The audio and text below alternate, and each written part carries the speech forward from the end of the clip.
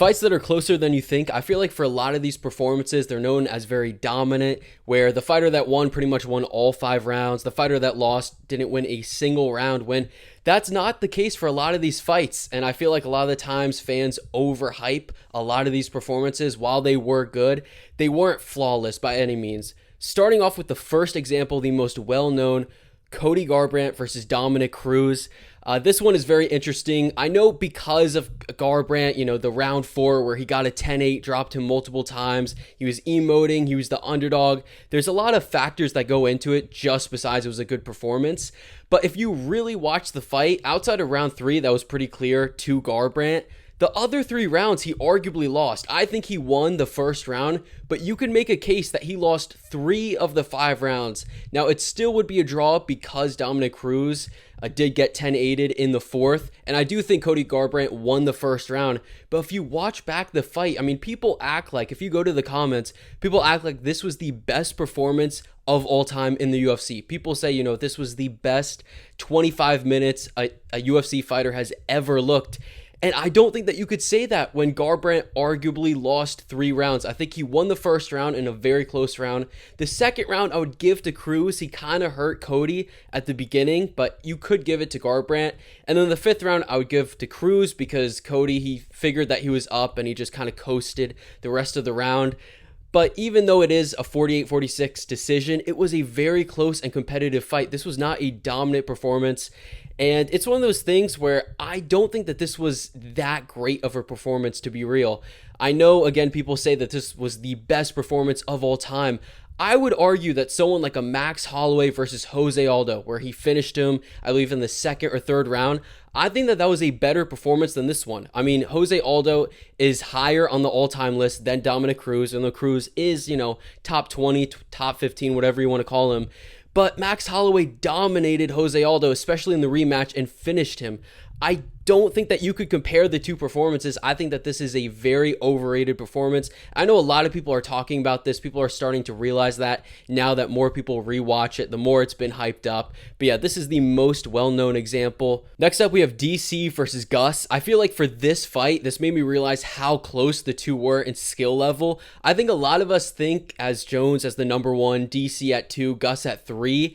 But I feel like DC and Gus were closer to 2 and 3 than Daniel Cormier and Jon Jones were to 1 and 2. This was a split decision, and for a while I thought that Daniel Cormier clearly won this. It shouldn't have even been split. But the more I rewatch it, the more I think, no, this was razor close. When you look at the fight, you think of Daniel Cormier the first round throwing Gustafsson, clearly winning the first. Outside of that, and maybe the 5th round where DC clearly won, the middle rounds were razor close, and you legit could give this fight to Gustafsson. He won the 2nd round. He cut Daniel Cormier open. He landed a really good knee, and he won the 2nd pretty clear. I think that was his best round. The 3rd round, he was losing. He was getting hit with uppercuts. His nose was bleeding bad, but it was pretty close. And then he drops DC with a knee, I believe. And I think based off of damage, that gives him the 3rd round. And then the 4th round was razor close. He was landing good leg kicks, good body kicks that were actually hurting Daniel Cormier pretty bad. He was stopping in his tracks. I genuinely believe the only reason they gave this fight to Daniel Cormier is because of his last little flurry in the last 10 seconds of the 4th round, where he landed a few good punches in a razor close round that you could give to Gus. I think when DC slipped at the end of that round, if Gus gets on top and lands some good ground and pound, they're going to give him the round and they're going to give him the fight. This fight was, it was an amazing fight. I think that this was as close, if not closer, than Gus versus Jones, because people talk about Gus versus Jones and they don't act like, and they constantly forget that there were dominant rounds in that fight. The 4th and 5th, if I'm not mistaken, Gus clearly lost. You could say the same thing about this, except replace the 4th with the 1st round. This was also an amazing fight. This is super underrated. I feel like this is an all-time classic. And I don't think it's crazy that this was a split decision. This was razor close. It was not dominant. And people don't talk about this as much of a domination, but it still is so much closer than people think. You could give this fight to Gus. He's had so many close fights. It's a shame he never got the belt. Moving on to the next fight, Blachowicz versus Adesanya. Now, people talk about this. This was a crazy upset. I believe in 2021. It was an amazing performance by Jan Blachowicz. He did not dominate like any of the rounds. I get 4 and 5. He clearly won because of control time at the end where it was almost even. I think Adesanya may have been up on strikes for the first half of those rounds, and then Jan got on top in the second half of both those rounds, clearly winning. He did obviously win the fight. I thought it was 49-46, a 49-46 decision. You could give it like a 48-47 Jan or even a 50-45, but those first 3 rounds were razor close. They were very similar to the Magomed versus Jan Blachowicz. If you guys remember that fight, the first round was super close. That was kind of the swing round. Nearly every round in the first 3 were like that. Jan Blachowicz did not really dominate at any point in the fight. He clearly won. Obviously, the commentary was super biased. You had people thinking Adesanya won the fight, which is insane. But this was razor close. This was not a dominant performance. And if Adesanya would have just not got taken down, I know it's easy to say, or if he landed just a few more strikes in the first, he would have won the round. If he just, at the very end, the last 15-20 seconds when it's nearly even, if he lands just 1 to 2 more strikes, they're going to give him the round. It's Adesanya. This was super close. People talk about this as a domination. It was an amazing performance, but it was not dominant. It was a great win. Moving on to the next fight, Jon Jones versus Daniel Cormier. Now, I know this is the rematch. I know this ended in a finish, so a lot of people wouldn't count this. But before the finish, which is what everyone talks about, the first 2 rounds were super close, and I thought Daniel Cormier, I believe, won the second round. He was landing, I think, the more significant strikes. Jones may have been up on the volume just a little bit, just slightly, but I think Cormier was landing really good strikes. I think I gave Jones the first round, and I think I gave DC the second round, and then the third round he got knocked out immediately, but it was even on the feet in the third round. It was super close, and I genuinely believe if this went to a decision, which I know we got a crazy knockout, even though it is a no contest, so technically it doesn't count, I think that Daniel Cormier would have won at least another round. He has a great gas tank. I think that this probably would have gone 48-47 Jones, but I'll say this. We know that Jones popped for this fight. He was on steroids pretty much his whole career. If he wasn't on steroids for this fight, and you throw the same Daniel Cormier in there, I think DC wins a close decision. I think he wins 48-47. Jones at his absolute best. This was the best he's ever looked. Obviously, it was a no contest. Even then, it was razor close, and Daniel Cormier has so many disadvantages. He's a great wrestler. He's like 5'10". He's like 7 inches shorter. His reach is like 10 inches shorter, and it's just not super fair. Jones obviously is a cheater, but this was a razor close fight up until the finish. It was a crazy moment for the UFC. People know this as like the time the villain won. But this was not a dominant performance. It was a good performance, but it was not dominant. Outside of the finish, it was super close. And 2 of the 3 judges had it 1-1 going into the third. Next up, we have Max Holloway versus Dustin Poirier, the second fight, the rematch on short notice. I feel like at the time, actually, many people thought Max Holloway won the fight. It was super close. But people just think about this as Max Holloway getting rocked for the first time in his career in the second round. But you could legit give Max Holloway the fight. And there were so many close moments that went against him, where if you look at the fight, right, he lost the first round pretty clear. Dustin Poirier comes out great, insane output, wins the first round. The second round, Max Holloway was winning that round with great body shots, clearly up until the last minute to 30 seconds, where he gets rocked for the first time. And it made it much worse because he thought the cage was behind him, so he kind of fell down, where he wasn't as rocked as many people thought. He still unfortunately loses that round, where if he doesn't get rocked, he's going to win that round. And you could give him the fight. I think 2 judges had it 49-46, which I really don't agree with. Round 3 is Max Holloway's round. That was his best round. Round 4, I also thought that Max Holloway won that round pretty clear. And round 5, I know people think about it as Dustin Poirier getting up off the stool. He's not tired, and Max looks tired for the first time.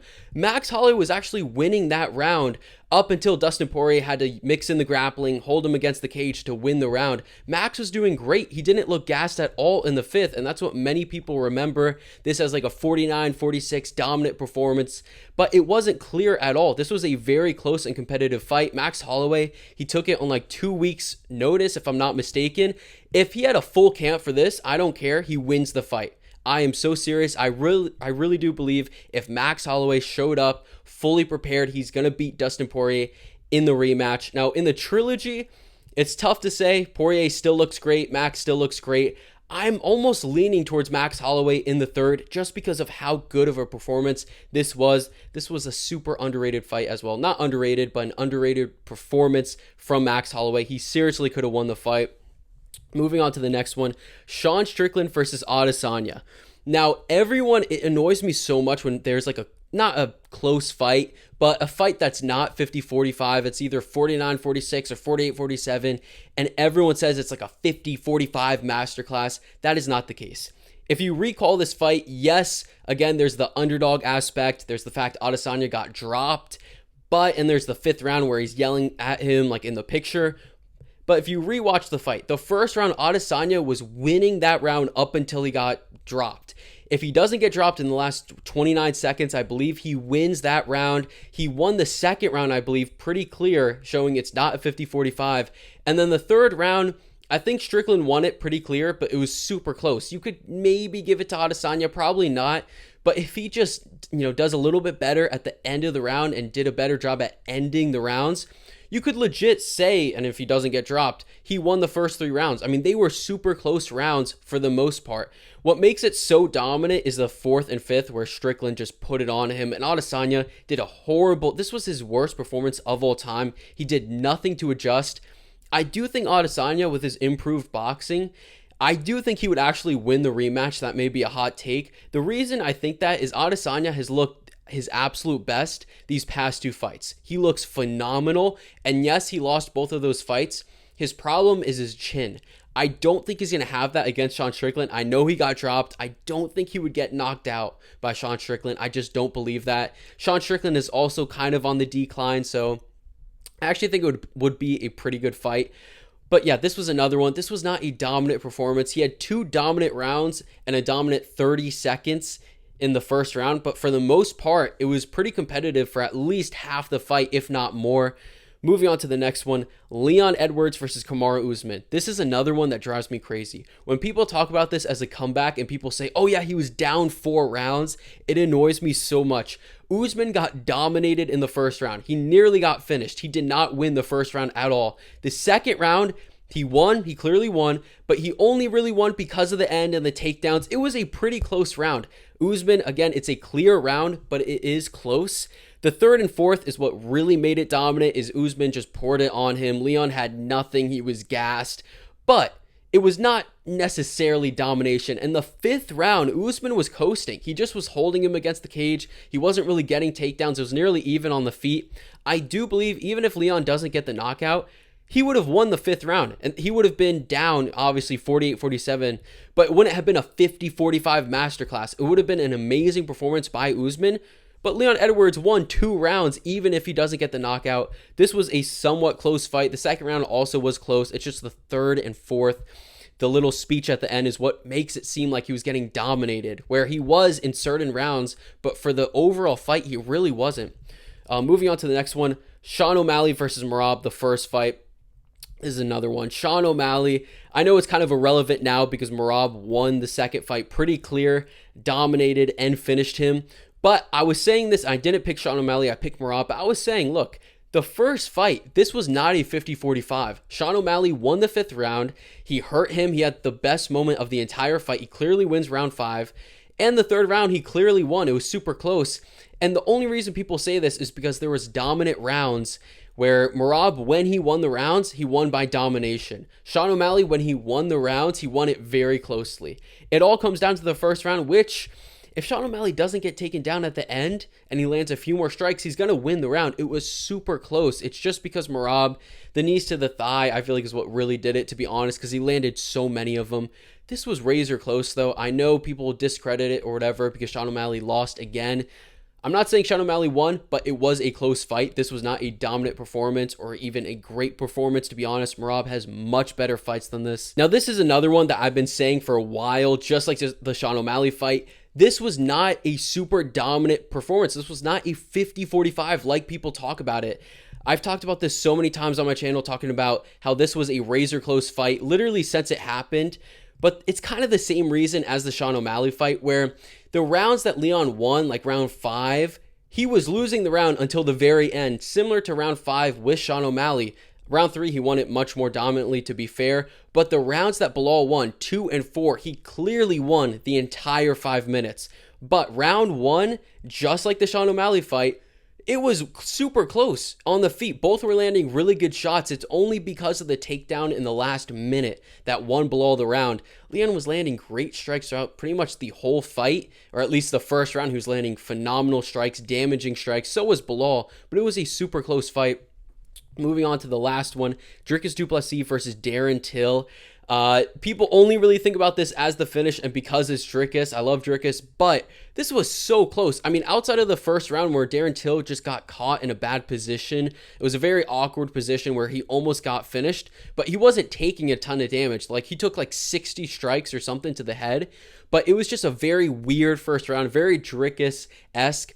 But the second and third, the second round was the best we've ever seen anyone do on the feet against Dricus du Plessis, and that includes Adesanya, that includes Sean Strickland. Darren Till was putting it on him. Wasn't dominant, but his striking looked so good. I mean, it's a shame that he pretty much retired, because even in this fight, I mean, it was a good performance against the current champion. You know, there's no shame in that, but at the time, it looked very bad. The third round, it was a very close round. People only talk about the submission or whatever, but up until he got taken down at the very end of the round and got choked out, it was super close. If Dricus decides not to shoot at that moment and keeps on striking, he probably doesn't lose the fight because it was a 10-8, but it probably goes to a draw. I mean, seriously, I don't know if he wins it. There's a chance he could because he pushes very hard. But Till and Dricus, they looked about even with their gas tank. They both were slowing down a little bit. This was another one. Before the finish, it was super close. Very similar to the Jones and DC fight. But yeah, that is it for me. Let me know which ones you disagree with. But yeah.